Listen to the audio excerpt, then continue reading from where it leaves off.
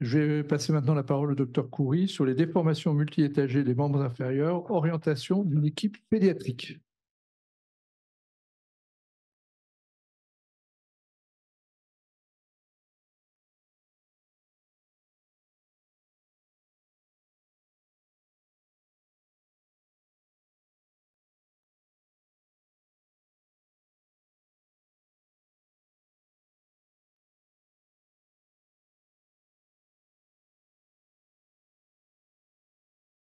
Nous avons convenu avec M. Glorion que la discussion des différents sujets se fera en fin de parcours. Il vaut mieux qu'on ait un panorama global de ce qui est présenté avant de discuter. Et puis, les discussions seront ciblées pour chaque orateur et chaque subdivision. Alors, je passe à la deuxième partie. Ce sont les déformations multi-étagées des membres inférieurs. Nous allons envisager ceci selon l'ordre chronologique. Comment une équipe pédiatrique envisage le traitement de ces déformations, toujours dans l'esprit de la transition. Comment une équipe bien rodée, c'est Clémence qui nous parlera de cet aspect, comment on envisage en pratique la transition adolescent-adulte, ce sera l'exemple du centre des Massus, et puis dans une structure adulte, ce sera le rôle de Nicolas, il montrera comment il envisage le traitement des adultes présentant des problèmes orthopédiques. Alors, dans cet exposé, volontairement, on ne parle pas de médecine de rééducation, c'est volontaire. Parce que les chirurgiens, c'est une question philosophique, sont souvent invités en annexe, en surplus, dans des endroits où on parle beaucoup de médecine de rééducation et puis on dit aux chirurgiens orthopédistes de venir dire son mot sur un petit sujet. Alors là, c'est l'inverse que nous avons voulu. Ce sont les chirurgiens orthopédistes et les neurochirurgiens qui doivent dire comment ils vivent le problème, mais bien sûr, tous travaillent avec des médecins de rééducation. Alors, je commencerai donc par parler de ce qui se passe dans une équipe pédiatrique. Nous allons traiter dans ce but, il y a des items qui nous tiennent à cœur. Quelles sont les déformations qui ont un potentiel évolutif? Parce que le chirurgien, à ce moment, devra se dire, oui, il faut que je veille à les traiter. Quels sont les concepts mécaniques qui guident les interventions? L'analyse quantifiée de la marche est-elle indispensable?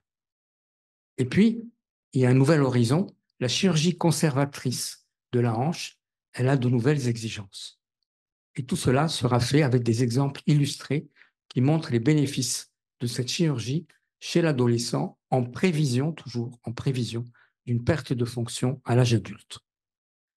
Alors voilà cet adolescent de 16 ans qui arrive en consultation, vierge de tout traitement, avec des déformations majeures, des pieds bien déformés, comme vous le voyez, des genoux toujours fléchis et une marche limitée à quelques mètres dans l'étendue du laboratoire où il tient ce déambulateur par l'avant. C'est lui qui réclame, comme tout adulte conscient de ses limites, de faire quelque chose pour soulager ses douleurs et le rendre plus droit dans les genoux. Alors, à ce moment, est-ce qu'on peut le traiter sans analyse quantifiée de la marche? Est-ce possible ou raisonnable? Ce patient a été vu à un moment où je ne disposais pas d'un laboratoire, ça date des années 2000, et donc, mais j'étais quand même conscient des possibilités techniques de traiter un patient. Alors, on le voit à l'âge de 16 ans, et puis on le voit à votre droite, post-chirurgie des genoux et des pieds. Il a eu donc une triple arthrodèse reconstruction bilatérale, un allongement bilatéral des ischio-jambiers, un abaissement de la patella et des ostéotomies de déflexion des genoux. Et tout ceci a été fait sans analyse quantifiée de la marche. On va le voir ensuite à 19 ans. Vous voyez qu'il a abandonné le rollator qui tient par l'avant. Il marche dans l'intérieur et il fait une centaine de mètres à l'extérieur avec ses orthèses courtes et ses cannes en base tripote. C'était le but. On se place au but de l'individu. Il faut déjà fixer au départ ce à quoi on veut aboutir. Alors, analyse pas faite, quantifiée de sa marche, oui, parce qu'il ne faut pas supprimer tout espoir de marche quand on n'a pas à sa disposition un laboratoire. Et c'est surtout vrai pour nous, chirurgiens, qui nous déplaçons en mission dans des pays où il n'y a pas d'analyse de la marche, où il faut aider les patients à être mieux. Alors, tout est basé sur des concepts mécaniques qui découlent justement de la chirurgie orthopédique et qui découle de l'analyse quantifiée de la marche. Tout chirurgien peut traiter ses patients, souvent, mais pas toujours, en ayant ces concepts dans sa tête et dans l'examen clinique. Tout est basé sur le couple de flexion plantaire extension du genou, et c'est la chirurgie des bras de levier dans le plan antéro-postérieur, dans le plan transverse, dans le plan frontal, qui va dominer plus le traitement du déséquilibre musculaire. Ce sont toujours les mêmes items. Et alors, qu'amène cette analyse quantifiée de la marche sur l'élaboration du programme chirurgical? Jusqu'en 2000, les décisions thérapeutiques étaient basées essentiellement sur des données cliniques. Sous l'influence de l'AQM, le bilan clinique s'est modifié dans sa réalisation, on examine différemment, et dans son interprétation. Plus encore, les informations de l'analyse informatisée ont modifié les recommandations du traitement chirurgical. Et même, on souligne que l'usage de ces données est différent suivant les expertises des équipes chirurgicales dans ce domaine, et on rappelle le besoin de formation et d'implication multidisciplinaire des chirurgiens orthopédistes. Donc, il y a des informations complémentaires à celles de l'examen clinique et non redondantes. Il y a une variabilité interéquipe dans les stratégies, il faut l'accepter, mais il y a aussi un effet certain de l'analyse quantifiée de la marche sur ce traitement. Et finalement, à l'heure actuelle, le chirurgien se trouve dans une situation très moderne. Il va devoir jongler avec les datas qu'il a à droite et à gauche, les datas de l'examen clinique, l'examen de l'analyse quantifiée de la marche, avec les cinématiques, l'électromyographie, la plateforme de force, avec la modélisation musculo-squelettique. Et tout ceci, il va y rajouter maintenant l'imagerie avec la modélisation, et il va devoir, avec cette fusion de data, décider de ce qu'il a à faire. Et ce temps va lui prendre beaucoup de temps. Alors, voyons un exemple. Ce garçon a 15 ans, il a une diplégie asymétrique. Il a une marche libre qu'il a acquise à 2 ans, il marche 1 kilomètre, il se plaint de douleurs mécaniques du genou droit et d'une instabilité du pied droit. Il est donc dans le contexte de cette chirurgie où le chirurgien il a comme rôle de l'amener à la vie adulte avec la correction des bras de levier, du déséquilibre musculaire pour qu'il ait quand même une fonction bien prolongée sans douleur. Alors, à droite, vous avez les éléments clés sur lesquels il va se décider, le fait que la torsion fémorale soit excessive, le fait qu'il n'y a pas de rotation externe passive de hanche, le fait que la torsion tibiale est de 50 degrés à droite, le fait que, quand même, il a une certaine faiblesse de la ceinture pelvienne dans les grands fessiers et moyens fessiers et dans les éverseurs du pied.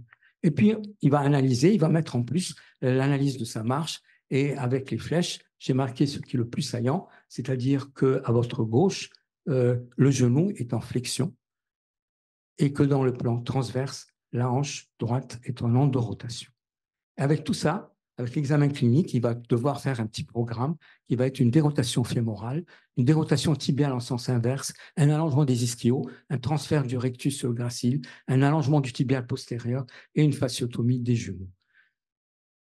On va voir donc notre patient à l'âge de 25 ans qui a donc bénéficié, il est devenu un athlète, tout fier de lui-même psychologiquement et socialement, avec une présentation dans le plan transverse et le plan sagittal bonne, mais comme vous avez l'œil attentif d'un chirurgien, vous verrez donc que son pied d'un côté, le pied droit, est un petit peu tombant en phase oscillante, qu'il a une petite tendance au varus dynamique. Voilà actuellement ce que l'on peut obtenir et on va le vérifier. Parce que vous savez, à l'heure actuelle, le chirurgien il doit être de plus en plus modeste parce que tout ce qu'il fait, il n'a pas à le vérifier uniquement par les radios, ce n'est qu'un élément, mais il a à le vérifier en dynamique si vraiment le patient a profité de ce qu'il a fait. Et là, on va vérifier que dans la colonne sagittale, la fonction du genou s'est bien améliorée. Il a des courbes qui se rapprochent de la normale 3 ans après, que dans le plan transverse, l'endorotation de la hanche a disparu et il est dans le couloir de la normalité. Et voilà, le contrat est rempli avec l'AQM qui, donc, dans ce cas, nous a beaucoup aidé. Voilà un autre exemple, cette fois-ci, de ce garçon qui a 13 ans. Il a un GMFCS 4. Pourquoi je le montre? Il n'est peut-être pas dans les clous du 3, mais il vient et il demande à maintes reprises en consultation de l'aider. Il ne veut pas qu'on le laisse comme ça et il ne veut pas rester assis au fauteuil toute sa vie. C'est une demande de l'intéressé et de sa famille. Et là, il peut y avoir des discussions philosophiques, des discussions éthiques, mais la seule discussion qui compte, c'est de savoir ce que souhaite l'intéressé et sa famille dans les possibilités actuelles. Les ambitions ne doivent pas être trop importantes, mais elles sont de réaliser cette transition enfant-adulte, sinon il sera assis au fauteuil et douloureux. Alors voilà, on essaye d'analyser ces déformations et pour lui, il n'y a pas d'analyse quantifiée de la marche possible. C'est le film vidéo qui est le plus important, savoir faire un bon film synchronisé face et profil. C'est le premier outil du chirurgien. Et donc, avec ce film, on va apprécier les déformations et puis on va proposer une gamme d'interventions pour l'aider. C'est ce que vous allez voir dans la diapo suivante. Alors, en fonction de l'examen du genou, par exemple, où il y a un flexum des genoux, il y a des ischio-jambiers courts, en fonction aussi de l'examen des pieds, on va résumer la situation en disant que les genoux sont fléchis avec des ischio-jambiers courts et des rotules hautes.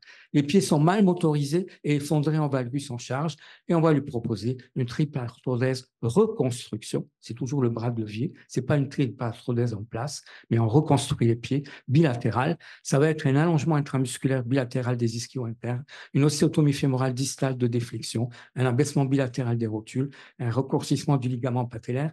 Et avec tout ce catalogue, on va arriver à 5 ans post-opératoire avec ce résultat, c'est-à-dire qu'il est passé de quelques mètres à l'utilisation d'un rollator tenu par l'avant, à des genoux qui ne sont plus fléchis, et une marche qui n'est pas parfaite, mais qui est commode pour lui, et c'était son ambition de ne plus rester assis. Alors, bien sûr, il y a des défauts résiduels, on voit bien sur la flèche qu'il est en rotation de la hanche, mais il vit avec, il ne demande rien de plus, et à ce moment, on s'est arrêté dans la décision thérapeutique. Celui-ci, ce dernier a 15 ans, c'est aussi là une transition, adolescent-adulte, que faire? Il a 15 ans et il marchotte au niveau du laboratoire, il marchotte. Il a eu dans l'enfance des gestes malencontrés, un allongement des triceps, des ischios, et il se retrouve donc à l'adolescence douloureux dans sa hanche gauche, faisant ces quelques pas, et il réclame qu'on l'aide.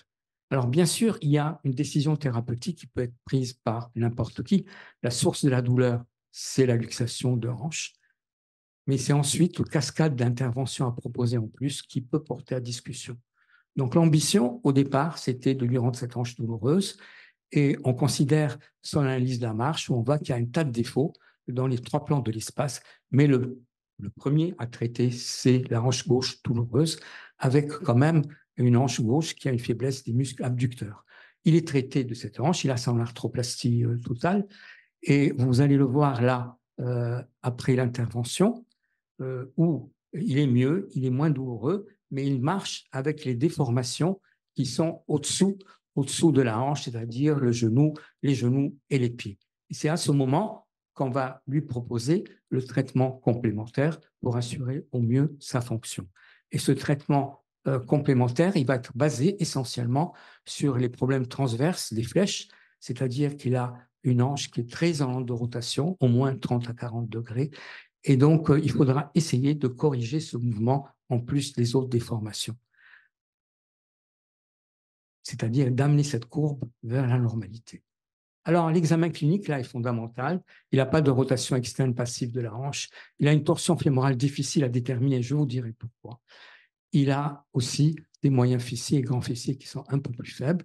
Et puis, sur les genoux de profil, on voit bien le flexum des genoux et les rotules hautes. Le point clé, le plus difficile, est de voir quel est le volant de rotation interne de hanche qu'on doit corriger.